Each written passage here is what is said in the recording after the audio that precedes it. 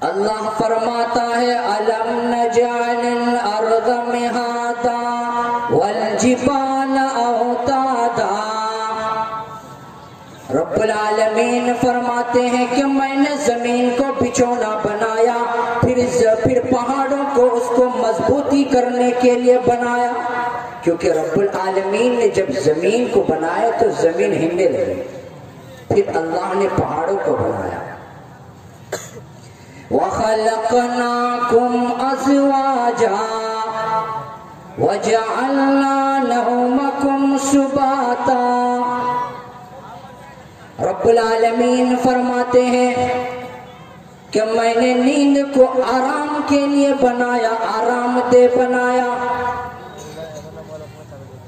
وَجَعَلْنَا اللَّيْلَ لِبَاسًا، اور رات کو لباس بنایا۔ وَجَعَلْنَا النَّهَارَ مَعَاشًا، اور دن کو کمانے کے لیے ایک ذریعہ بنایا تاکہ دن میں لوگ کمائے۔ تو اللہ نے زمین کو بنایا تو اسے بھی ذکر کیا قرآن میں، اسے بھی اللہ نے قرآن میں ذکر کیا۔ آسمان کو رب العالمین نے بنایا تو اللہ فرماتا ہے الذی خلق سبع سماوات طباقا، اللہ فرماتا ہے کہ میں نے 7 آسمان بنائے اوپر نیچے۔ الذی خلق سبع سماوات طباقا ما ترى فی خلق الرحمن من تفاوت، کیا آسمان میں تم کوئی تفاوت دیکھتے ہو، کوئی پھٹن دیکھتے ہو؟ فرجع البصر هل ترى من فطور، اٹھاؤ نظر دیکھو آسمان کو، ہے کوئی پھٹن؟ کچھ نہیں ہے۔ تو زمین کو بھی اللہ نے بنایا، آسمان کو بھی اللہ نے بنایا۔ تعریف اس خدا کی جس نے جہاں بنایا،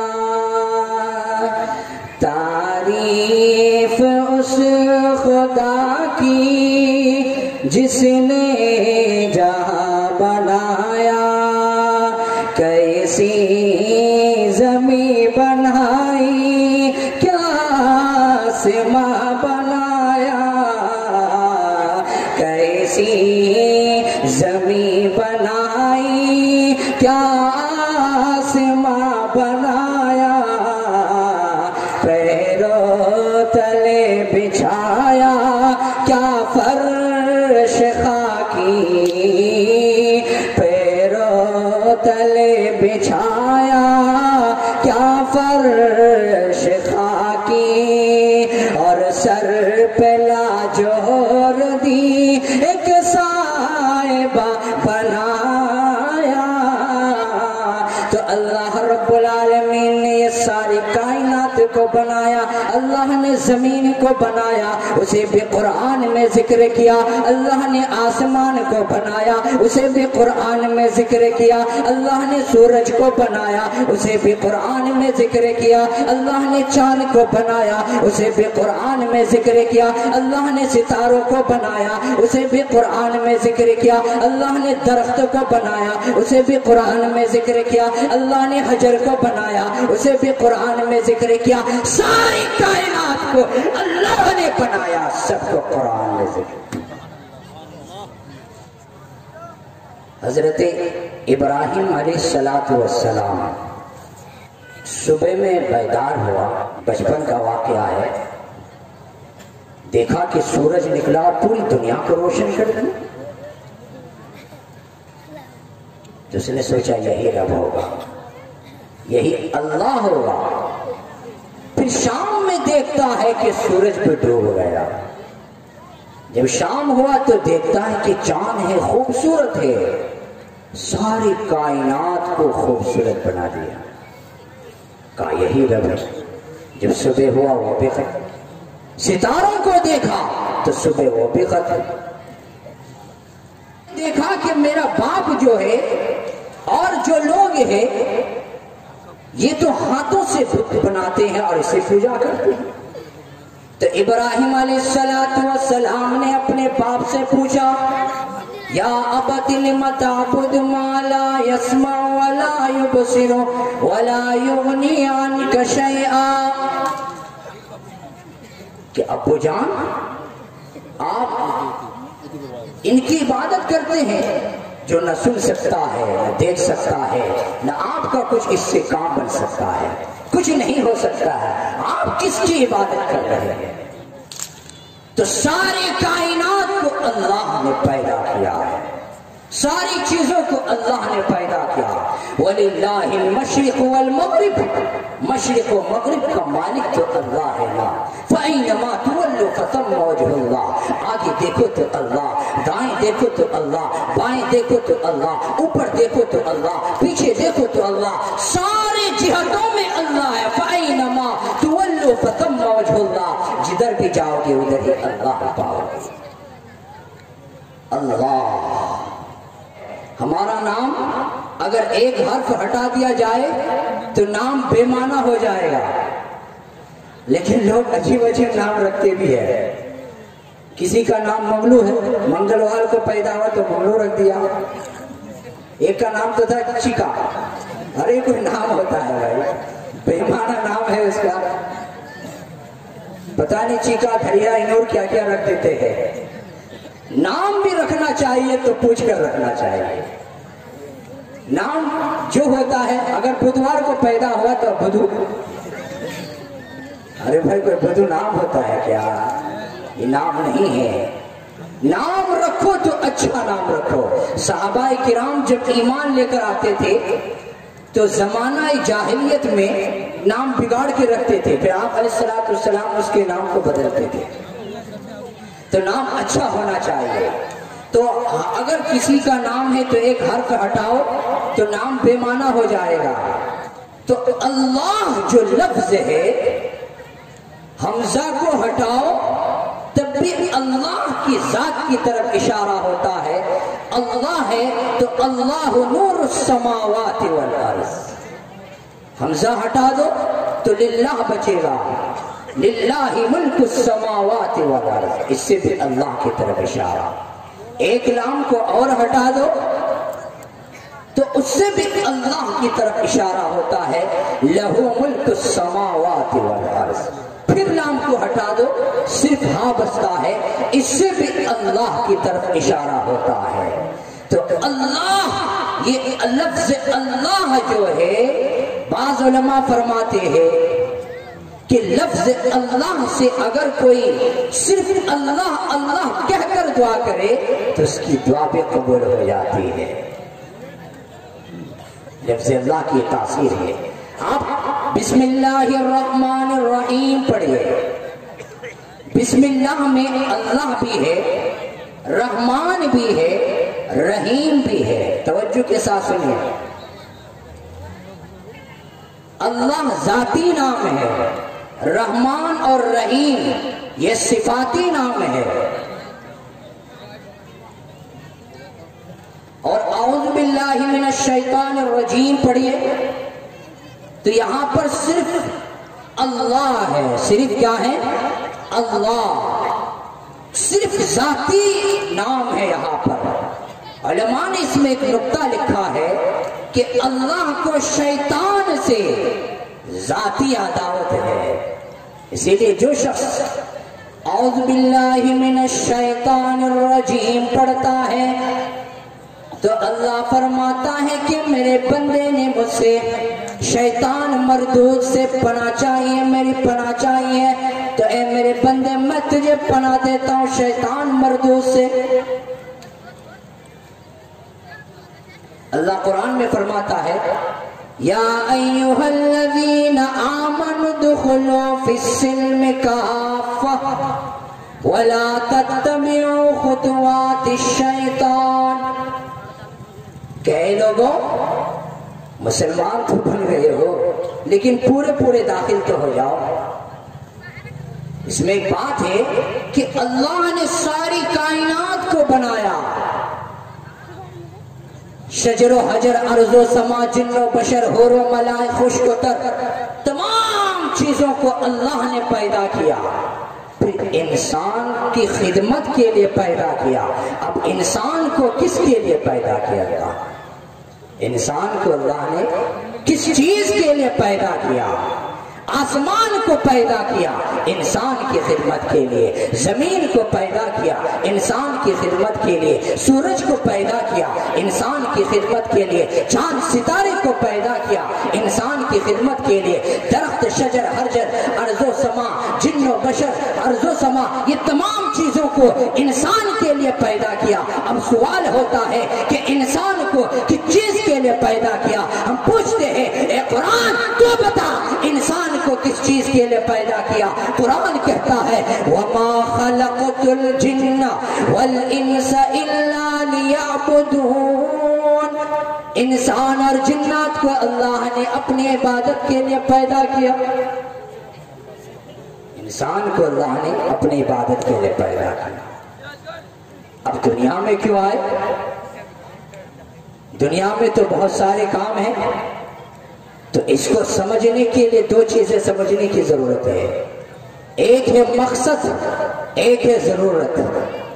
انسانوں نے مقصد کو ضرورت بنایا ہے اور ضرورت کو مقصد بنایا ہے۔ مقصد ہے دنیا میں آنے کا آخرت کا سنور جانا۔ اللہ نے زندگی دی ہے تاکہ معلوم چلے کہ کون اچھا عمل کرتا ہے۔ اللہ نے موت کو پیدا کیا تاکہ معلوم چلے کہ کون اچھا عمل کرتا ہے، تو ہم اسے کہاں سے معلوم کریں؟ اللہ فرماتا ہے الذی خلق الموت والحیات لیبلوکم ایکم احسن عملا۔ اللہ نے زندگی دی ہے، اللہ نے موت کو بھی پیدا کیا ہے، تو کس لیے کیا؟ لیبلوکم ایکم احسن عملا، تاکہ لوگوں کو آزمائے، تاکہ معلوم چلے کون اچھا عمل کرتا ہے اور کون برا عمل کرتا ہے۔ تو جب لوگوں نے مقاصد کو بھول گیا، مقصد کو بھول گیا، ضرورت کو مقصد بنایا، تو اللہ رب العالمین نے انبیاء کو بھیجنے کا سلسلہ جاری کیا۔ دنیا میں انبیاء کو بھیجتے رہے، یہاں تک کہ نبی آخر الزمان کا وقت آیا اور آپ علیہ السلام دنیا میں آئے اور لوگوں کو سمجھایا، لوگوں کو کہا کہ جس کے پیچھے تم جا رہے ہو، جس کو تم مقصد بنائے ہو، یہ تمہارا مقصد نہیں ہے، اس میں کامیابی نہیں ہے۔ جس چیز کو تم کامیابی بنا رہے ہو، جس کو تم اپنی کامیابی اور فلاح سمجھتے ہو، یہ کامیابی نہیں ہے۔ لاک ڈاؤن کی وجہ سے اور بعض علاقوں میں سیلاب کی وجہ سے مصیبتیں آن پڑی ہے، کھیتیاں ختم ہو گئی، دھان وغیرہ جو لگائے تھے، تو اس میں کچھ لوگ نا امید ہو جاتے ہیں۔ ہم نے کیا غربت دیکھی ہے؟ ہم نے یہ کوئی غربت نہیں دیکھی ہے۔ نبی علیہ السلام کی زندگی اٹھا کر دیکھو، آپ علیہ السلام حضرت فاطمہ رضی اللہ تعالی عنہا کے گھر پر تشریف لے گئے۔ آپ علیہ السلام جب گھر پر پہنچے تو آواز دی بیٹی فاطمہ، اندر سے آواز آئی ابو جان کیا باتیں ہیں؟ سرکار دو عالم صلی اللہ علیہ وسلم نے فرمایا کہ بیٹی فاطمہ میرے ساتھ اور ایک شخص ہے۔ حضرت فاطمہ نے جواب میں کہا کہ یا رسول اللہ ابو جان میرے پاس اتنا کپڑا نہیں ہے کہ میں اپنے آپ کو چھپا سکوں، میں پردہ کر سکوں۔ تو آپ علیہ السلام نے فرمایا کہ بیٹی میری چادر لے لو، چادر اندر دیا، پھر حضرت فاطمہ نے اپنا پردہ کیا، پھر اندر تشریف لے کر گئے۔ آپ علیہ السلام نے فرمایا بیٹی میں تو اس لیے آیا تھا کہ میں نے سنا کہ آپ بیمار ہیں، تو سوچا کہ ذرا عیادت کر کے آؤں۔ بیٹی فاطمہ رونے لگی اور کہنے لگی ابو جان میں تو بیمار بھی ہوں اور اس کے ساتھ ساتھ 2 دن تک بھوکا ہوں۔ جو یہ بات آپ علیہ السلام جب یہ سنے تو آپ کی آنکھوں سے آنسو جاری ہو گیا۔ وہ سرکار دو عالم جو بڑے بڑے مصائب کو برداشت کیے لیکن آنکھوں پر کبھی آنسو نہیں آیا۔ جب بیٹی فاطمہ نے کہا کہ ابو جان بیمار بھی ہو اور 2 دن تک بھوکا بھی ہو، جب بیٹی فاطمہ پلک پلک کر رونے لگی تو آپ علیہ السلام بھی رو رہے ہیں۔ یہ کون رو رہا ہے؟ یہ کون شخص، یہ کون سی ذات ہے جن کی آنکھوں میں آنسو ہے، جو بھوک کی وجہ سے رو رہے ہیں؟ آپ علیہ السلام نے فرمایا بیٹی تیرے باپ بھی 4 دن تک بھوکا ہے، تیرے باپ بھی 4 دن تک بھوکا ہے۔ یہ وہ سرکار دو عالم ہے کہ میرے نبی کے چہرے کی قسم اللہ نے اٹھائی، والضحیٰ میرے نبی کے زلف کی قسم اللہ نے اٹھائی، واللیل میرے نبی کے شہر کی قسم اٹھائی، لا اقسم بہذا البلد میرا نبی اگر درد ہو سینے پر، اگر میرا نبی مصیبت میں ہو، افسوس میں ہے تو اللہ کہتا ہے فلعلک باخع نفسک علی آثارہم ان لم یؤمنوا بهذا الحدیث اسفا۔ اخلاق کے بارے میں کہتا ہے انک علی خلق عظیم۔ وہ نبی فرماتے ہیں ایک رات میں کبھی اس کروٹ کبھی اس کروٹ، معاشہ دیکھ کر حیران یہ ہو رہا ہے کیا؟ کبھی اس کروٹ ہو رہے کبھی اس کروٹ۔ تھوڑی ہی دیر کے بعد آپ علیہ السلام نے وہ جو 4 بھائی تھے نا وہاں پر ٹیک لگا دی، اس طرح ٹیک لگائے، معاشہ دیکھ کر حیران کہ ہو رہا ہے کیا ہے۔ معاشہ نے پوچھا کہ یا رسول اللہ یہ کیا ہے، کیا ہوا؟ آپ علیہ السلام نے فرمایا کہ عائشہ بھوک نے یہ حالت بنا دی ہے، عائشہ بھوک نے یہ حالت بنا دی ہے۔ عائشہ نے فرمایا رسول اللہ آپ اللہ سے مانگتے کیوں نہیں، آپ اللہ سے مانگتے کیوں نہیں؟ اب جواب سنو۔ آپ علیہ السلام نے فرمایا عائشہ میں ایک وقت کا کھاؤں اور ایک وقت بھوکا رہوں اور اللہ کو یاد کرتا رہوں، اگر میں مانگ لوں تو میری امت ہے، جو غریب امت میں آئے گی وہ شکوہ کریں گے، گلا کریں گے۔ جو میرا نبی تھا وہ تو بڑے پیسے والے تھے، سونے چاندی والے تھے، وہ گلا اور شکوہ کریں گے۔ ہائی یہ امت کہاں چلی، یہ امت کہاں چلی؟ حضرت حسین اور صرف حضرت حسین کے بارے میں تو ہم سنتے ہیں کہ وہ کربلا میں شہید ہو گئے، جانتے ہیں ان کتنے تھے؟ وہ لوگ 72 تھے، ان میں یہ 7 بھائی تھے۔ حضرت حسن اور حضرت حسین فاطمہ سے ہے، پھر ان کے علاوہ جو اور بھائی ہے وہ دیگر بیویوں سے ہے۔ اس میں تھے حسین بن علی، عباس بن علی، محمد بن علی، ابو بکر بن علی، عثمان بن علی، عبداللہ بن علی، جعفر بن علی۔ 7 ہے، 7 بیٹوں کو ذبح کر دیا گیا۔ کیوں؟ حق کی وجہ سے، صرف حق کو زندہ کرنے کے لیے، حق کو امت تک پہنچانے کے لیے۔ حضرت حسین جب آخری وقت تھا، سب سے پہلے شہید ہونے والے آل اولاد میں سے علی اکبر ہے۔ وہ کہتا ہے ابو جان، حسین سے کہتا ہے حضرت حسین سے ابو جان کہ میری آنکھ آپ کو ذبح کرتے ہوئے نہیں دیکھ سکتی ہے۔ سب سے پہلے علی اکبر جا کر شہید ہو جاتا ہے۔ ایک ہے قاسم بن حسن، جب یہ چھوٹا سا تھا، جب یہ تلوار لے کر میدان میں نکلتے ہیں نا تو کافر نے اسے دور سے ہی وار کر کے جیسے ہی وار مارا اسے گردن نیچے گری اور چلا کر کہا چچا جان، جیسے ہی تلوار لگی چچا جان چچا جان۔ جب یہ آواز حضرت حسین کو پہنچی تو حضرت حسین نے کہا کہ بھتیجے تیرا چچا آج بڑا بے بس ہے، تیرا چچا آج بڑا بے بس ہے، کچھ نہیں کر پایا۔ جب سارے شہید ہو گئے، حضرت حسین بچے ہوئے تھے، تو اپنا جو چھوٹا بچہ تھا عبداللہ اسے گود میں لیا۔ اللہ کی شان تو اور کچھ نہیں، اللہ اور آزمانا چاہتے تھے۔ جب یہاں پر گود میں لیا تو ایک بدبخت نے سامنے سے تیر مارا اور وہ تیر جا کر سیدھے اس کی گردن میں لگا. اللہ کی شان دیکھیے، اس میں تو خطا بھی ہو سکتا تھا نا، تیر ادھر ادھر بھی جا سکتا تھا، لیکن تیر جا کر سیدھے جا کر گردن پہ تیر لگا اور یوں لٹک گئی گردن، یوں لٹک گئی. اس کی آنکھ بھی نہ نکلی، اس بچے کی آنکھ بھی نہ نکلی. تو یہاں پر اس کے صبر کا پیمانہ لبریز ہو چکا، ہاتھوں میں خون بھرا ہوا ہے. خون کو اوپر اٹھایا اور کہا اے اللہ اگر تو اس سے راضی ہے، اے اللہ اگر تو اسی سے راضی ہے تو میں بھی راضی ہوں. ہزاروں نغمے وفا کے ان کے لبوں پہ آنکھیں مچل رہے ہیں، ہزاروں نغمے وفا کے ان کے لبوں پہ آنکھیں مچل رہے ہیں. لبوں پہ لیکن لگے ہیں پہرے تو بن کے آنسو نکل رہے ہیں. زباں ہے ساکت قلم ہے حیران، بتاؤں کیسے میں راز پنہاں. زباں ہے ساکت قلم ہے حیران، بتاؤں کیسے میں راز پنہاں. کہ بحر غم میں اٹھا ہے طوفان، کہ دریا دریا ابل رہے. یہ حالات تب دین ہم تک پہنچا ہے. ہم اس دین کو مذاق اڑائے ہیں اور ہم گانے میں زیادہ وقت لگاتے ہیں.